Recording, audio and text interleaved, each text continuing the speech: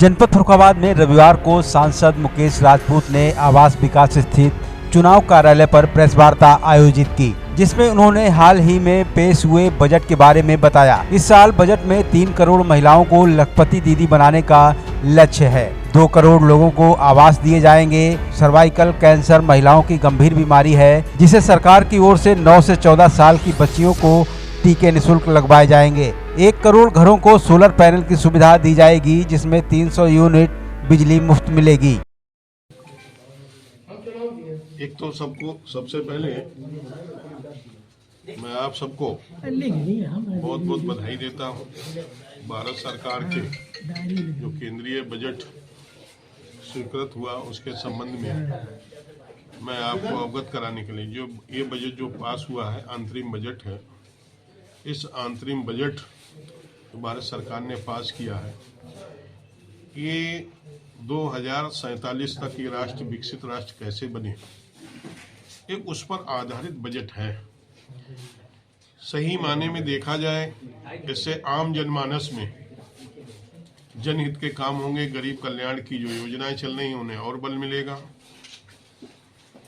और लोगों को रोजगार बढ़े, किसानों की आमदनी दोगुनी हो, महिलाओं, युवाओं, किसानों और गरीबों का कल्याण कैसे हो, ये लोग कैसे मजबूत हों, ये इसी पर आधारित बजट है। हमारे कुछ विपक्ष के साथी कहते हैं कि इस बजट में कोई चुनाव संबंधी जैसी कोई घोषणाएं नहीं हुई। जब मैंने देखा कुछ कहीं लॉलीपॉप वगैरह दिया जाता है तो विपक्ष के लोग ये कहते हैं कि ये तो साहब चुनावी बजट है। हम लोगों ने 2047 को ये राष्ट्र को विकसित राष्ट्र बनाने, 2047 से पहले राष्ट्र विकसित राष्ट्र कैसे बने, इसको ध्यान में रखते हुए बजट पेश किया है। इस पर भी हमारे विपक्ष के लोगों को कुछ दर्द हो रहा है। इससे ये दर्शाता है कि 2024 तक तो मोदी जी हैं, 2024 के बाद भी मोदी जी होंगे। ये भी दर्शाता है, ये बजट से सिद्ध होता है।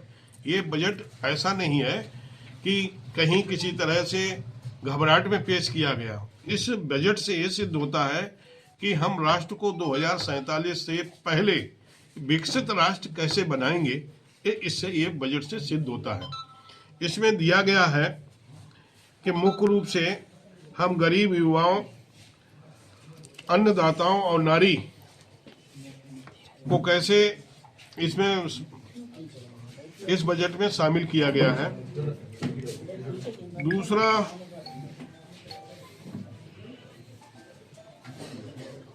इस बजट का पहले जो है कि सबसे ज्यादा बजट हम लोगों ने इंफ्रास्ट्रक्चर पे दिया है। पिछली बार जो बजट का लगभग 8 लाख करोड़ था, इस बार 11.11 करोड़ 11,11,000 मैं कह सकता हूं लगभग 11.25 लाख करोड़ रुपए इंफ्रास्ट्रक्चर के लिए, सड़कों के, रेलवे पर इंफ्रास्ट्रक्चर पर खर्चा करने के लिए भी ये बजट की व्यवस्था की गई है, जो सकल घरेलू उत्पाद का 3.4% है। और जबकि यह यूपीए सरकार के समय में वित्तीय वर्ष 2013-14 में खर्च किए बजट से 2,57,661 करोड़ की तुलना में एक महत्वपूर्ण वृद्धि है।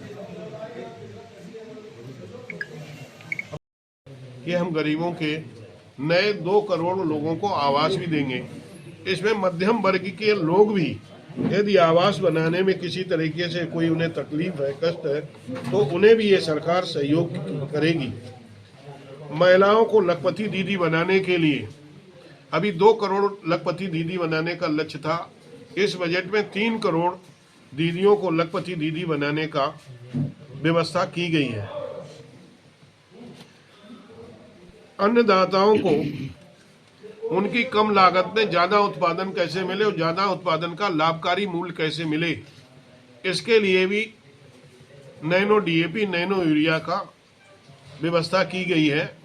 अब बड़ी मात्रा में हिंदुस्तान में नैनो डीएपी, नैनो यूरिया मिलेगी। इससे किसानों को कम लागत में, कम समय में ज्यादा उत्पादन, कम लागत में और कम समय में ज्यादा उत्पादन का लाभकारी मूल्य मिलेगा।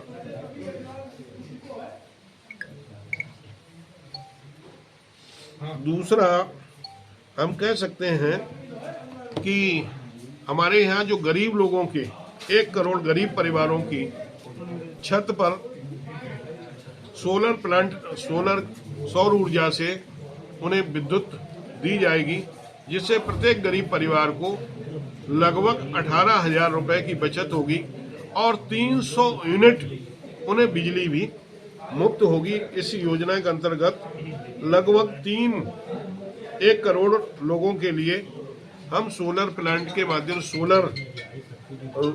छत पर सोलर प्लांट लगा के उन्हें विद्युत की आपूर्ति करेंगे।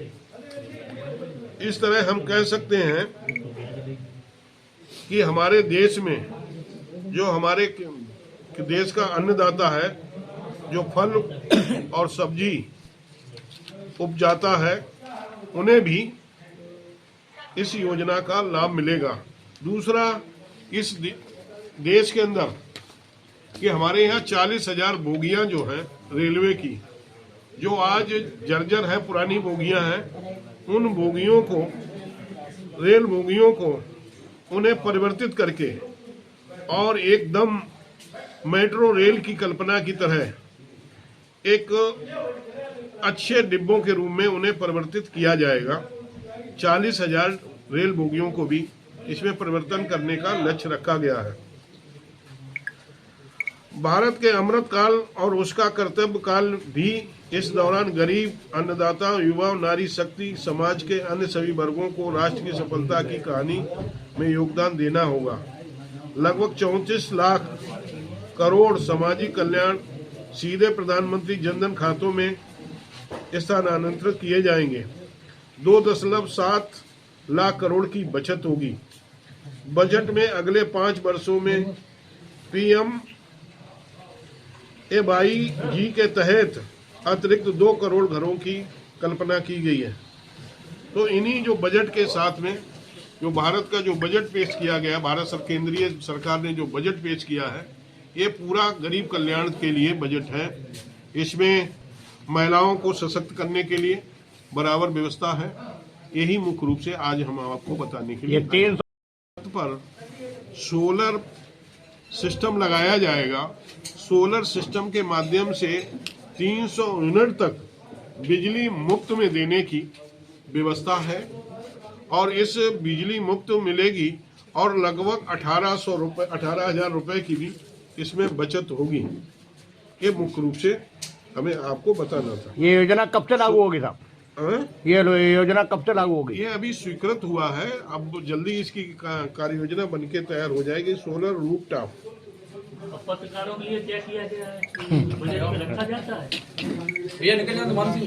खाली नाम का स्तंभ रह गया। बिल्कुल आपके लिए भी इसमें अभी तो ये वैसा बजट है, अंतरिम बजट है। जब डिटेल बजट आएगा तब हम इसमें आपके लिए ही बताएंगे। रेलवे के 3 कॉरिडोर भी होंगे। रेलवे के 3 कॉरिडोर भी तैयार किए जाएंगे इसके तहत में। अगली बार ये उठाव हो पत्रकारों के लिए कि भाई जो ग्रामीण पत्रकार हैं, मत्स्य पालन को दोगुना करने का लक्ष्य, साथ में सी फूड के निर्यात को बढ़ावा देने के लिए भी इस बजट में कहा गया है। युवाओं को योग डॉक्टर बनाने के लिए हर जनपद में एक मेडिकल कॉलेज खोले जाने की भी व्यवस्था है। युवाओं को शून्य ब्याज दरों पर 50 वर्षीय ब्याज मुक्त लोन के जरिए 1 लाख करोड़ रुपए का भी कापर्स स्थापित करने का लक्ष्य है। आयुष्मान भारत का, इसमें एक और मुख्य चीज छूट गई थी। इसमें आयुष्मान भारत के माध्यम से अभी तक 2011 की सर्वे सूची के आधार पर लोगों को आयुष्मान कार्ड बने। उसके बाद में मानी आयुष्मान भव्य योजना के माध्यम से जिस परिवार में 6 यूनिट से ज्यादा सदस्य है, उन लोगों को इसमें शामिल किया गया था।